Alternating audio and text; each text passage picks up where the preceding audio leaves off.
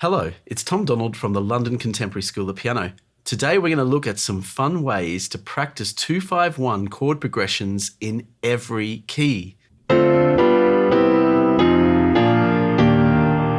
the way, if you are a fan of our work at the London Contemporary School of Piano, you should head on over to our website, contemporaryschoolofpiano.com, to get the 2-5-1 crib sheet for all of these 2-5-1 videos we've been doing.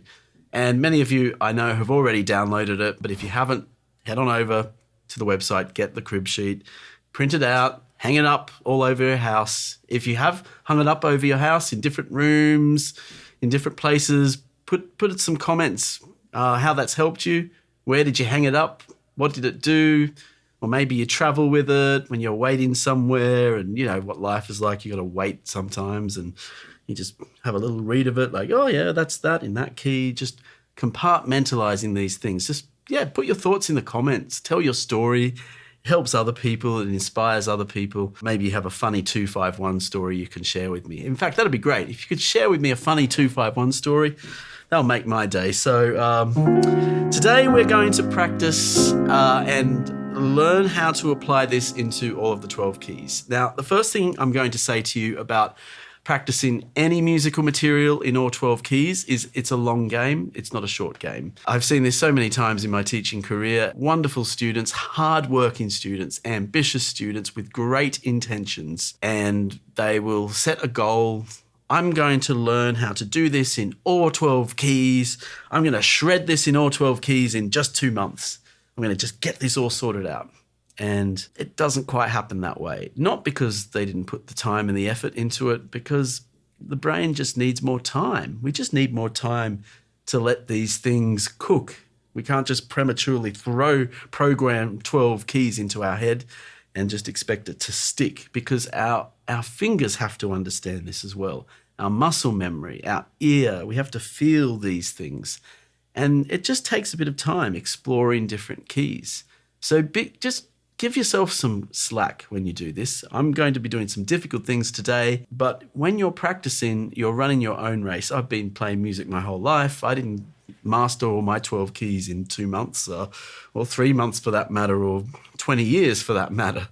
Right? It takes time. And that's the beauty of music. Just let those keys slowly enter your vocabulary. If you're too dependent on certain scales like C major or F major or G major, add a few more less familiar ones that are outside your scope, one by one, and add them slowly. So have your familiar go-to scales, your sort of ear candy scales that you can play in these keys, your C majors, and then just throw in one that's totally new to you and bring that into your practice. So you've got something familiar, you've got something a little bit less familiar, and then you're bringing the less familiar slowly into the familiar territory. So that's just a good way to frame today's class, because I'm going to be moving all over the place and not everyone's going to keep up with that, and that's fine. Don't be disheartened by it, because you need to be at the piano with the crib sheet from our website, working this out yourself slowly. So that's the magic of piano practice. So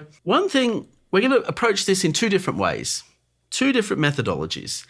And for many of you, both of these methodologies will work well. For many of you, just one of these methodologies will work well, because we all learn and process information differently. We're not all the same piano student. Many conservatoires will say, this is the way you have to play piano. And that's not true. We have a different modus operandi as students. We all have our different way of learning.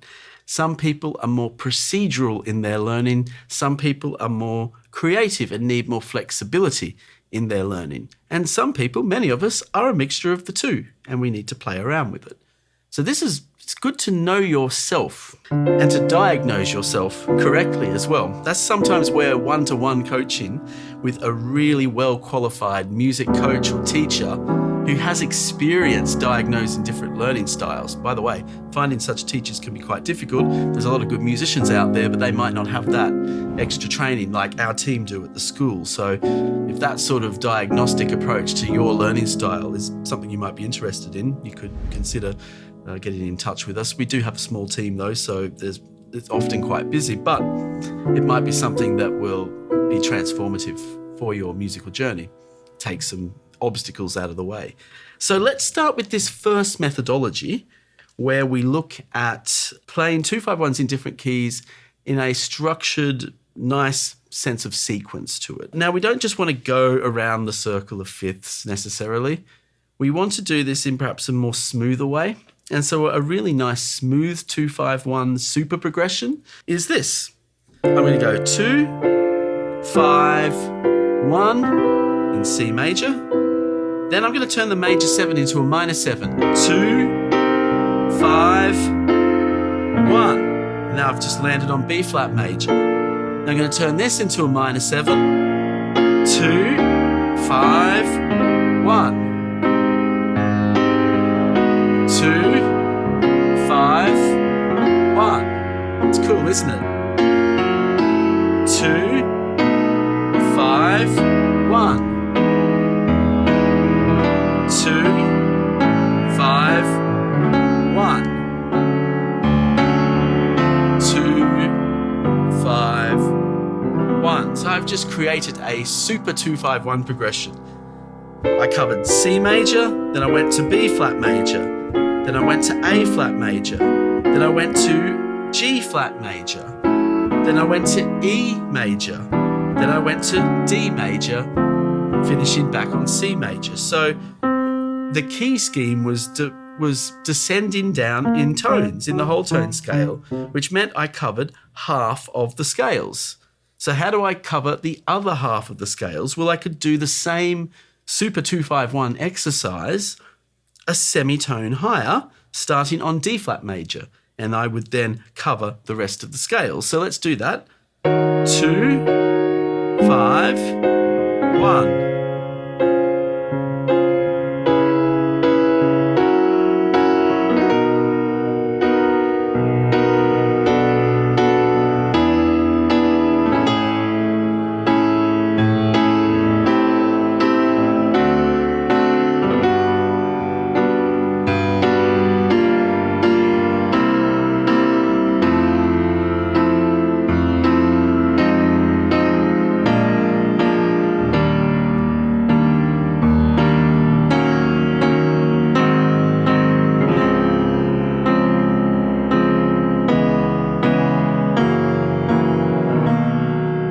I could just keep going there. I sort of forgot that I had to end back on the D flat major. I just kept going in that sequence. So in that sequence, I covered the keys of D flat major, B major,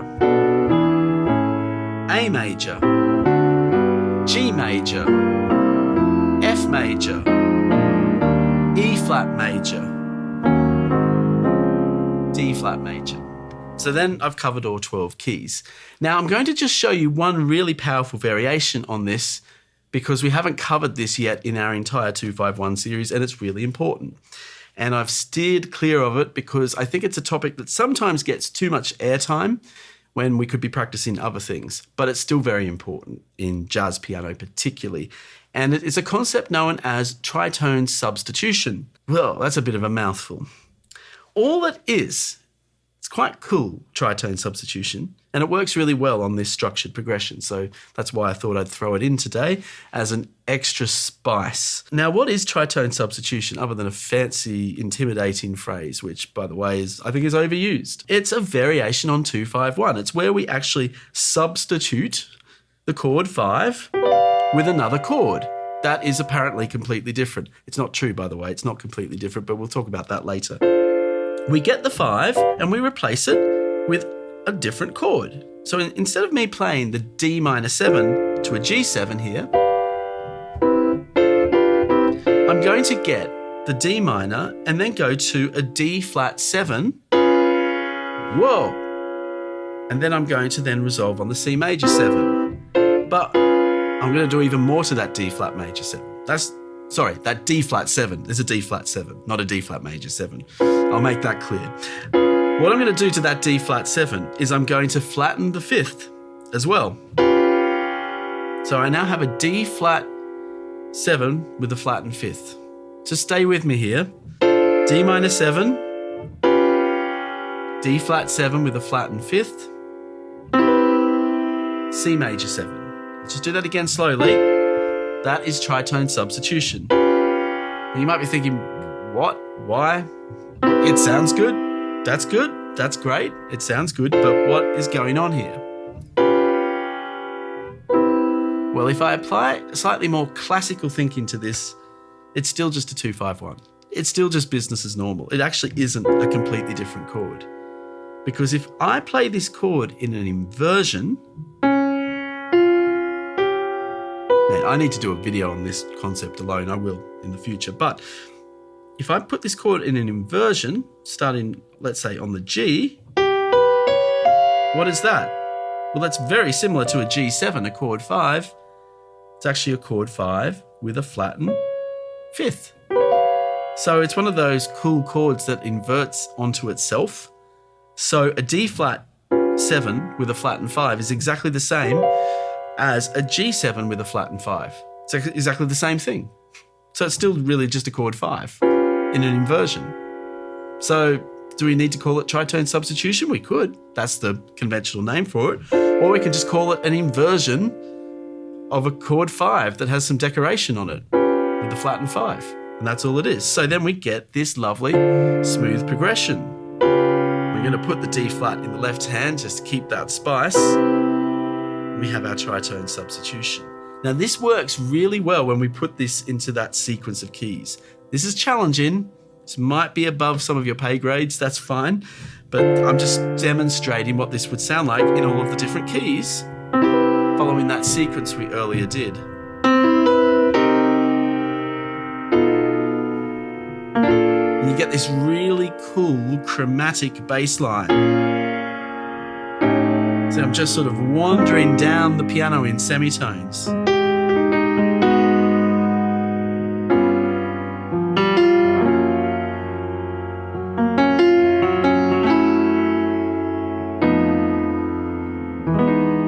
Isn't that great?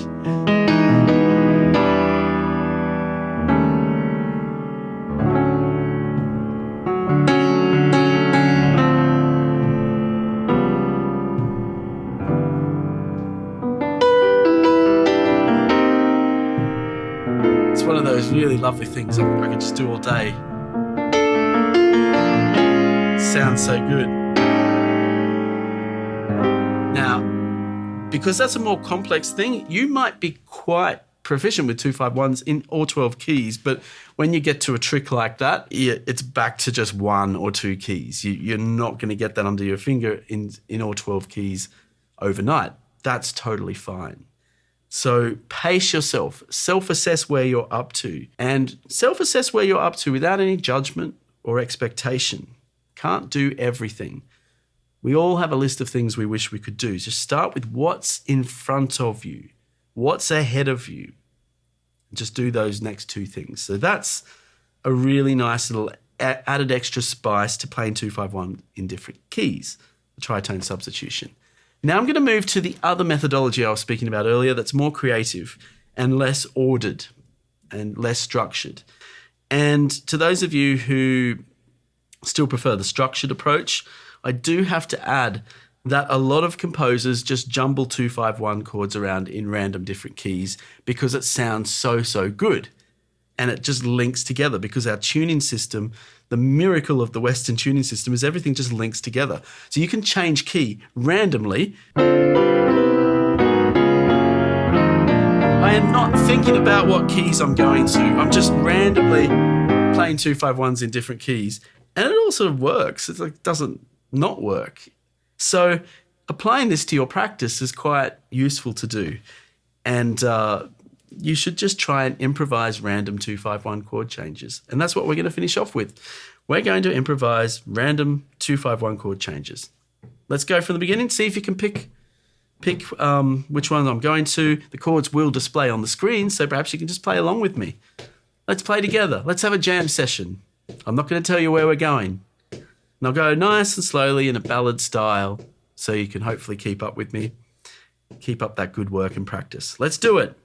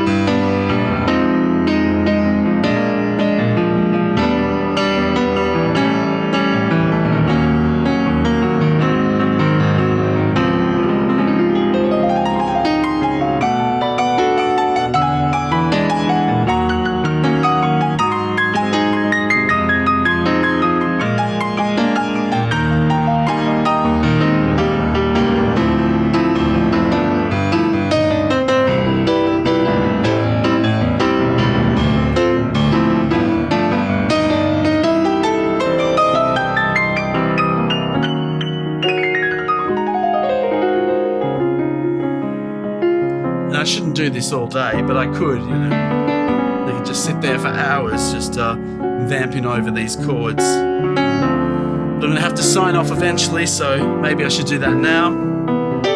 Do head on over to our website, contemporaryschoolofpiano.com, to inquire about our coaching, about our programs such as the Complete Musician program or the Groove Mastery course. I'd love to help you develop your music journey even further. Speak to you soon.